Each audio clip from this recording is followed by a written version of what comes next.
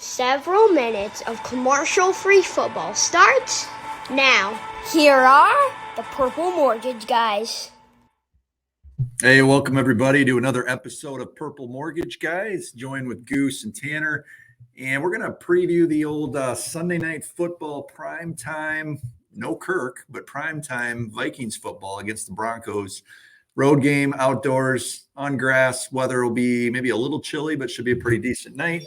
And Vikings go in underdogs yet again. So, guys, looking forward to this one. Zero expectations again. So it's kind of fun to see which team will show up, what version of the Vikings, what version of Josh Dobbs, which to this point has been phenomenally fun to watch. And, just a lot to talk about. So, guys, we'll get into some tidbits here on the game, some predictions, and what could possibly go wrong. But I want to get overall thoughts on the game coming up, the potential of JJ coming back, and overall thoughts, what to expect going into this weekend. So, Goose, I'm going to start with you on this one. What do you got for us? Yeah, it's going to be a battle of two teams that are kind of hitting their stride. Broncos had some kind of ugly losses earlier on in the year with a loss to the Jets and Zach Wilson and the Raiders. And then they've rattled off some wins against the Chiefs and the Bills. And it just seems like they're playing good football. Russell Wilson's kind of being revived a little bit. The running game has been decent. And then their secondary is really talented. So I think we'll have to maybe dig deep and find a running game that hasn't been there this season. Watching the Bills only run the ball on their last drive of the game and just tear up the defense was pretty wild. But I think it's going to be a good matchup of two hot teams, and we're going to see what Dobbs can do in primetime on the road in Mile High. For anyone that didn't see that game Monday night, Bills-Broncos, that was not a typical Buffalo Bills game that maybe you think of. And I know, Goose, you've never been real high on Josh Allen here the last few years with Mr. Turnover, but 15 for 26, 177, 2 interceptions. I don't know if he had any fumbles, but it was an ugly game, and the Broncos kept getting gifted opportunities and had a hard time cashing in. They ultimately did win. But Tanner, are you concerned? I know you're pretty high on Russell Wilson, playing pretty well. What do you expect? High scoring game, low scoring? Do you expect it to be an ugly one like they had it in Buffalo, the Broncos did, or do you think this will be a pretty polished game on Sunday night? Yeah, I don't know what to expect, honestly. This is two of the hottest teams in the league right now. So I would have said probably 2-3 weeks ago that this should have been an easy win, but now it's looking like it's probably not going to be quite as easy. So if you end up with a loss on Sunday night in Denver, it maybe is what it is after you see a hot Denver team go ahead and beat Kansas City, who's arguably one of the best teams in football, and then go into Buffalo and beat them on their home turf on national television. And Buffalo's arguably one of the toughest places to play in the league as well. So their defense seems to be hitting its stride, and Denver seems to have been taking pretty good care of the ball the past couple of weeks. Russell Wilson's been super efficient this year. I saw a stat. I don't have it on me. I can't remember it off the top of my head, but I saw a stat on Monday night. At the beginning of the game, I think it was just a comparison of his first 7 games from last season, which he was just complete garbage, his worst season of his career, to this season. And he had 16 touchdowns and just 4 picks this season heading into Monday night's game. So he's been one of the most efficient QBs in the league this year. And it's going to be a tough game, I think. I don't think Vikings fans should expect that we should just walk in there, even though we're on a 5-game win streak, and handle the Broncos considerably well, even though they are 4-5. So obviously would love to win them all. Maybe didn't even expect to win a few of these last several based on circumstance and whatnot. But if you're going to lose a game, losing to an AFC opponent is actually the time to do it. Not that you want to do it, but this one's just kind of would be gravy, it feels like, if they come out on top here. So, yeah. Tanner, why don't you every week you give us some tidbits on the game that's coming up. What do you got for us this week going into Denver? All right, got lots to share this week. I always really like playing the Broncos.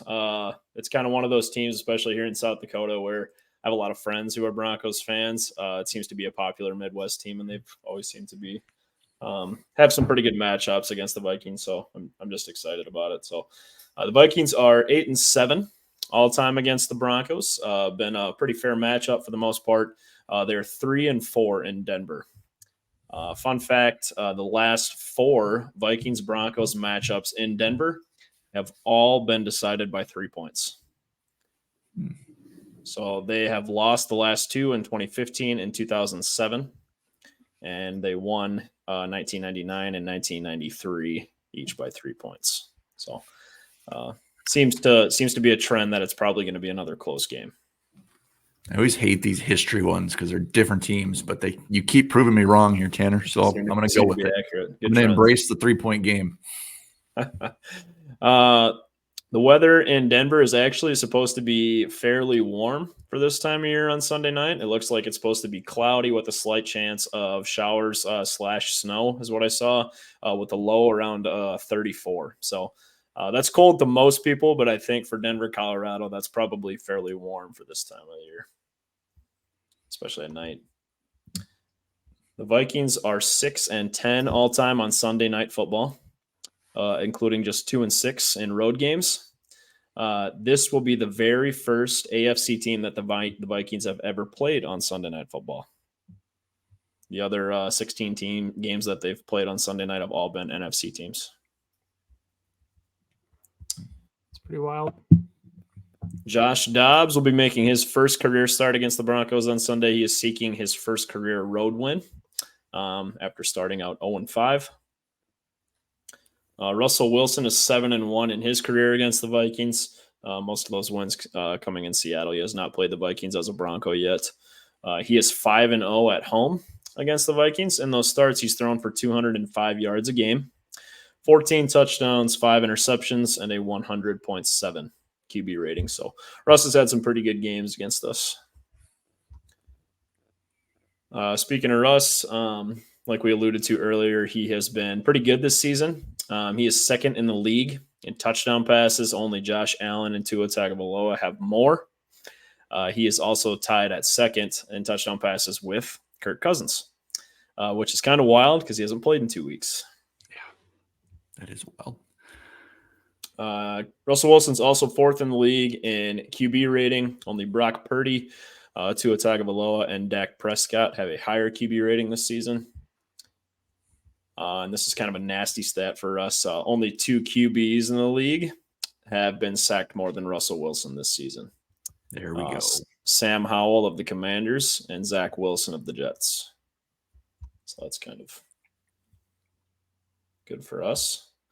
Vikings wide receiver Jordan Addison and Broncos wide receiver Cortland Sutton are each tied for second in the league in touchdown catches this year with 7 apiece. Only Tyreek Hill has more with 8. Some trivia for you guys. Should be pretty easy, actually. Can you guess? I hate when you tee them up like that. Should be easy. No big deal. Can you guess who PFF's lowest graded starting running back is through 10 weeks? Alexander Madison. Alexander Madison is the lowest graded starting running back in the NFL this season. Yikes. You're right. That was easy. Not good. Very disappointing. Danielle Hunter continues his hot season. He is tied with Myles Garrett for 11 sacks, or with 11 sacks for the league lead through 10 weeks. But he is still the sole owner of the tackles for loss category with 14. Christian Darrisaw is the number 1 graded tackle in the NFL through 10 weeks. He took that possession last week. Broncos guard Quinn Miners is the number 3 overall graded guard through 10 weeks. And Broncos corner Jaquan McMillian is the number 1 graded nickel corner through 10 weeks. Not sure if Justin Jefferson is going to play or not yet on Sunday. I think he probably will personally, but if he does, he has a chance to kind of continue his stepping stones in Vikings history. He needs 94 yards to pass Ahmad Rashad for 8th in team history in receiving yards. He needs just 1 touchdown to pass Steve Jordan for 10th in team history in touchdowns. And he needs 6 catches to pass Stephon Diggs for 10th in team history. Also not sure if Anthony Barr, for those Vikings fans that haven't seen it yet, Anthony Barr is back. Was signed to the practice squad yesterday. I'm assuming they're probably going to be calling him up before the game on Sunday with I'm sorry, Asamoah? No. Hicks on IR. Yeah, Jordan Hicks, Jeepers Creepers. Jordan Hicks going on IR. I'm assuming Barr will be called up. He is 5 tackles short of 500 for his career as a Viking, and he needs just 1 more to pass Robert Griffith for 15th in team history. Robert Griffith was my first favorite defensive player of my young life. That was like Better than Darren Sharper. That's true. Kevin O'Connell is looking for his 20th career win this week and his 10th career road win. KOC is also 2-2 in primetime games, and this will be his first career Sunday night football game as a head coach. He has not coached a Sunday night game yet. Vikings did not have one last year. Did you guys know that? Yeah. I had to go back and look that up, and I was like, that seems wild, but they did not have a Sunday night game last year. Looking at the injury reports, Vikings running back Alexander Madison and cornerback Caleb Evans were the only Vikings starters that did not practice today. And kicker Greg Joseph did not practice for personal reasons. He is not injured, but he was not at practice today.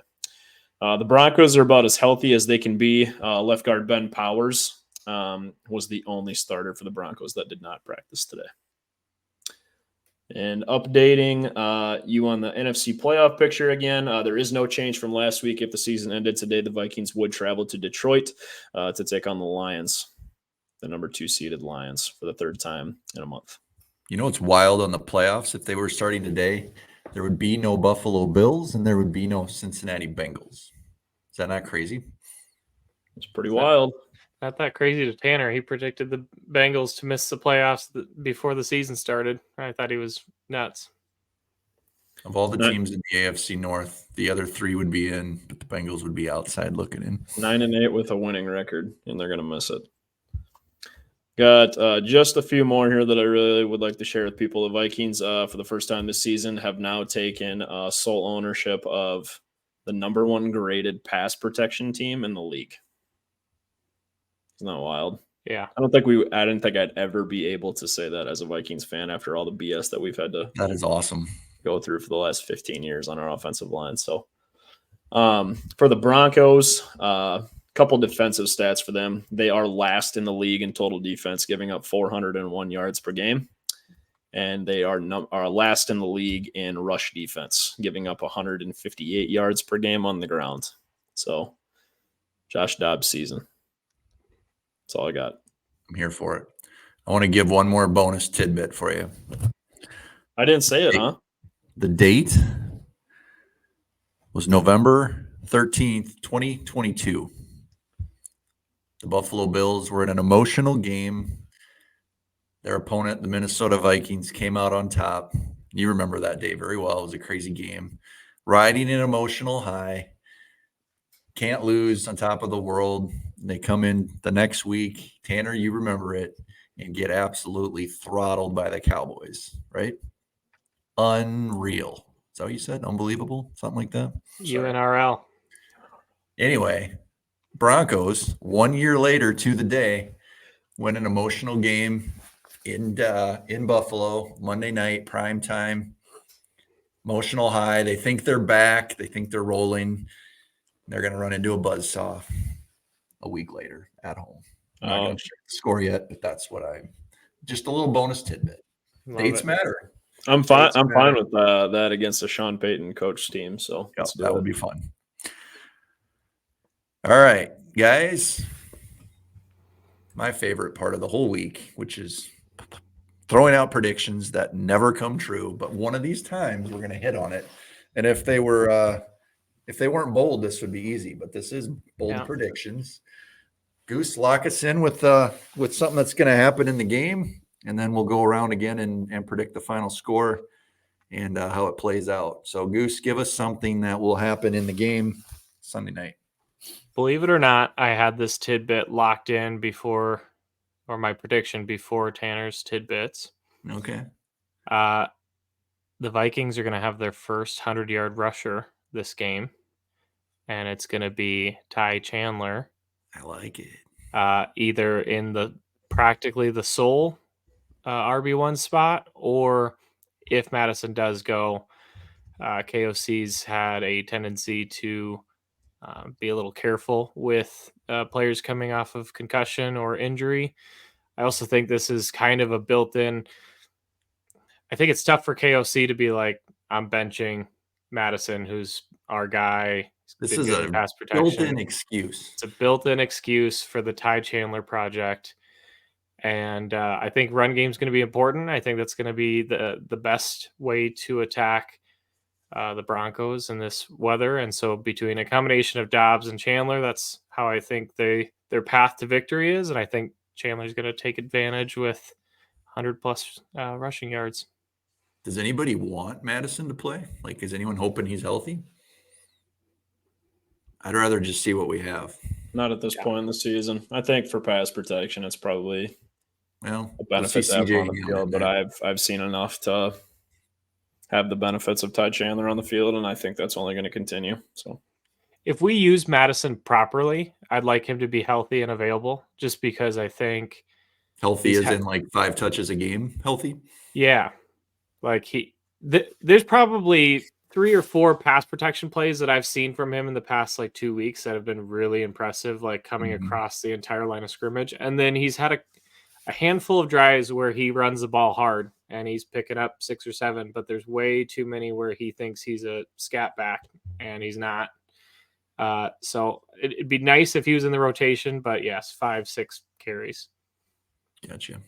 Tanner, give us your bold prediction, something that's going to happen. So I have 2, but I'm going to say my first because I don't know if you guys are going to accept it or not because it's very, very similar to Goose's. I actually wrote down. We'll consider it. I wrote down that Ty Chandler was going to have his come out game or his breakout game of 150-plus all-purpose yards. I'd say that's one-upping Goose. So yeah. we could. I'd vote to give it to you. Okay. I like Unless it. Goose, you want to counter, or are you going to let him roll with that? I mean, if he has a 100-yard rushing game, I think 150 all-purpose is going to be right in line with that. So, what kind of offense are we going to have if that becomes true? If that happens, you've got JJ coming back. It's polar opposite of what we've been. Pass first. I mean, against this team, it's fair to be run first, though. Well, but I mean, just in general, you would have no holes. Yeah, teams that want to win a Super Bowl have to be able to play a team that's struggling against the run and exploit it, and then the next week be able to throw it 50 times. So, I'd like to see it come alive. Tanner, you can have Tanner, it. you want to throw in your bonus one before I go, or? Yeah, I get extra points for it if I get it right. Is somebody buying me lunch or?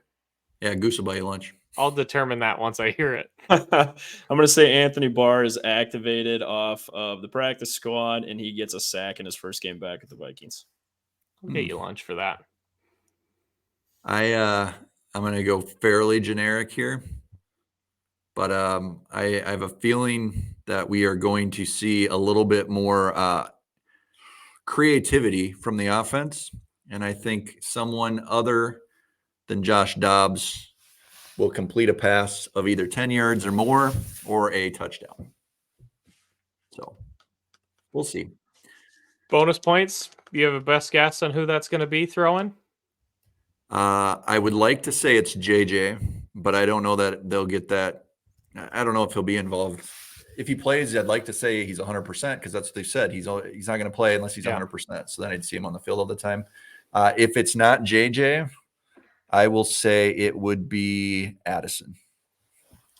Just to clarify, Brent, it's a pass of 10 yards or more by someone not named Dobbs? Yes. Leaving some windows open there. How mad are you going to be if it's like a 9-yard completion to TJ Hawkinson? I'd probably take it unless it's 4th and goal from the 9.5. Okay. Sounds good. Now, Tanner, if Anthony Barr doesn't have a sack, you have to buy me a Dairy Queen Blizzard. Done. You can't just have bets where you don't have any downside, Okay. I mean, it wasn't really a bet, but I'll take it. All right. Now, give me the score. Final score. Vikings are 2.5-point dogs as of right now. They actually, you guys ever look at that ESPN predictor to win percentage chance?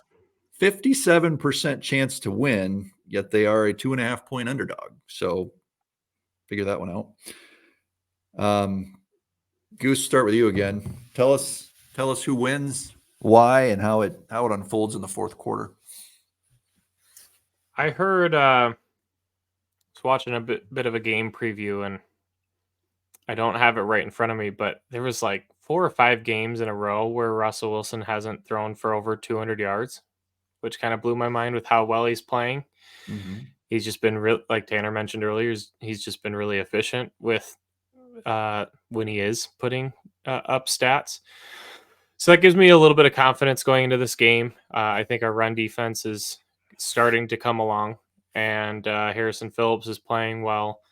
I think we have an opportunity here to win by 8, 9, 10 points in kind of holding the Broncos down, and we kind of score our typical 20 to 30 point range. So I'm going Vikings 26,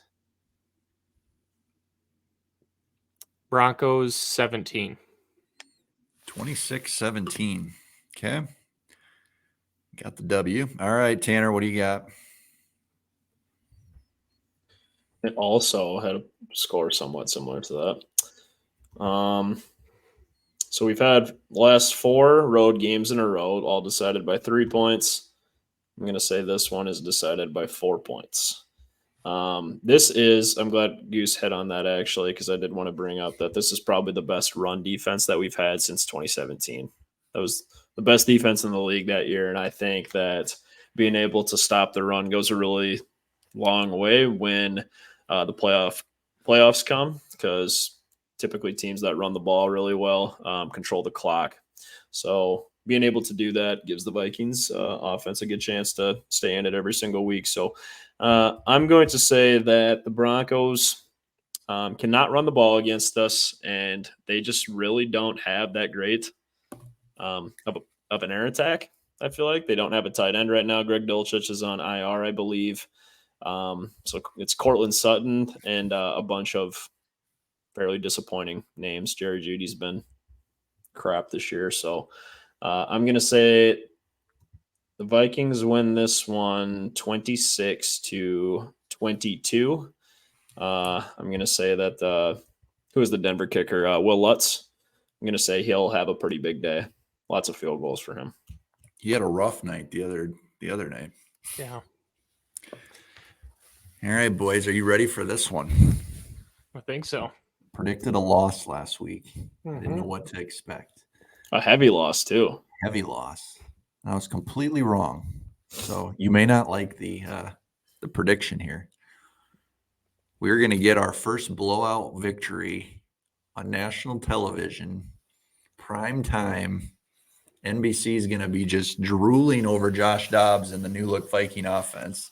Mike Florio is going to be going crazy. The Skull chant will be breaking out in Denver. Sean Payton's going to be upset because he can't beat the Vikings. He just can't figure it out. The Vikings win 31-13 Sunday night, and Greg Joseph tacks on a field goal of 55-plus yards just to make us feel good about everything. Wow. Positivity. In a cold weather game. Wow. Cold weather. That mile-high air, though. Kirk Cousins won't have a prayer with the Vikings fans to come back if this comes true. Probably going to see Kirk's house for sale on like Tuesday morning. There'll be a report out or something. So. Josh in prime time lights up the Broncos. Hey, two paths here, right? Yeah. Vikings come crashing down to earth with Dobbs struggling and turnovers come back. Just the exact primetime game that we all feel or fear resurfaces at some point. Or the other end of the spectrum where it's like Vikings insanity. You know what? If primetime, if they play well, imagine they play like they did the first half Sunday, but they can sustain that for a whole game. What kind of hype would be on that after? It almost would be dangerous for next week against the Bears at that point. But yeah. All right, that's our bold predictions. Guys, what happens if things don't go well? What are we talking about Monday morning? What didn't go well? Who failed? What did the Broncos do well? Tanner, I'll start with you on this one. What do you got? So as well as Josh Dobbs has been playing, I think we've been able to run the ball pretty well. And I'm going to say if they take him away and we can't establish a run game against the worst run defense in the league, I'm going to say that we're probably going to lose the time of possession and lose the game because the Broncos run the field longer than us. So I'll say can't run the ball and don't win the time of possession.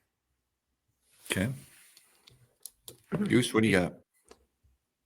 Tanner and I are on the same page for this game. I was going to throw in an additional stat that helped me choose my bold prediction, which is the Broncos are giving up 5.6 yards a carry on the season, which is just awful. Yeah, that's horrendous. And if we can't run against this team, then we can't run against anyone. And I think that's going to be a big reason for the loss.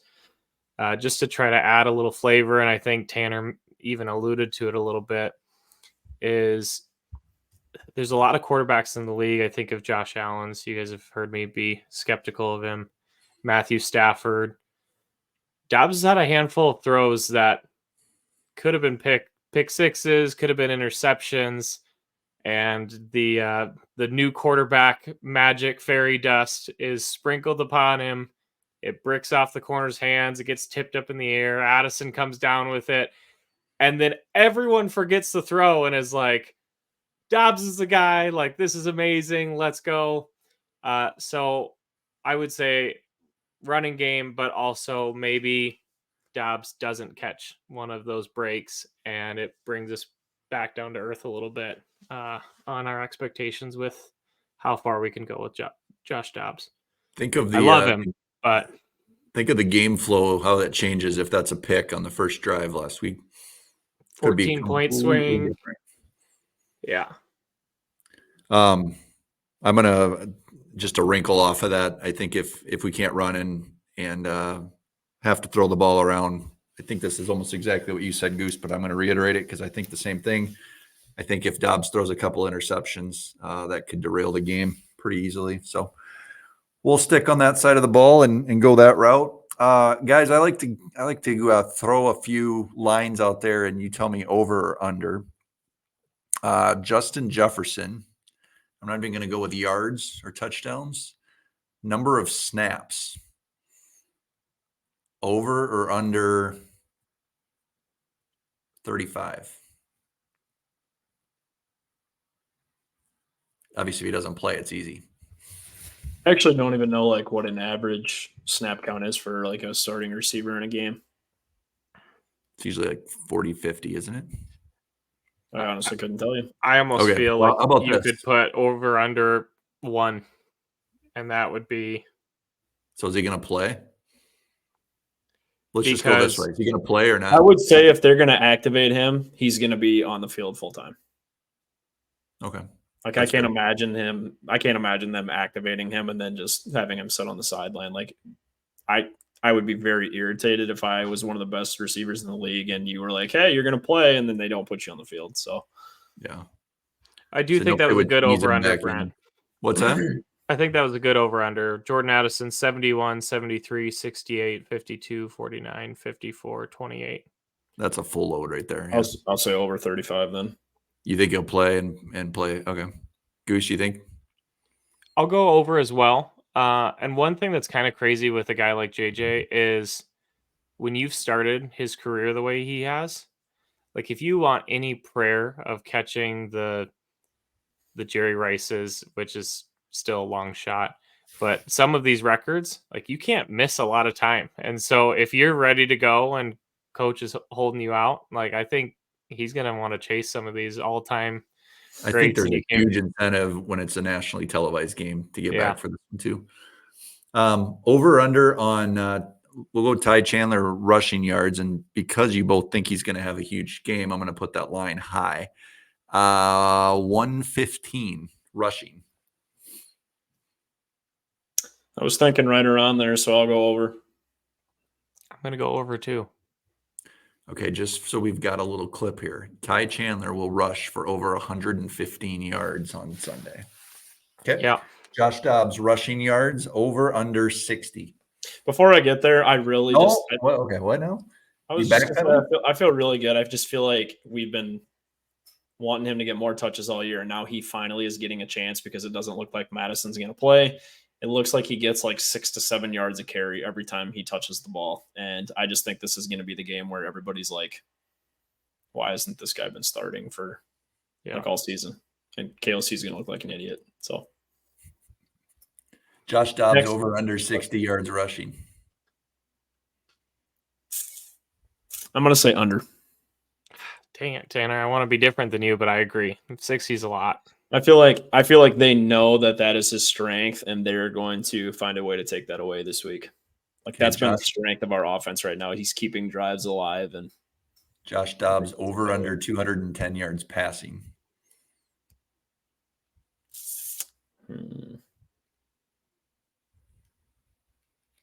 I'll say over. Over? I'll say over, yeah.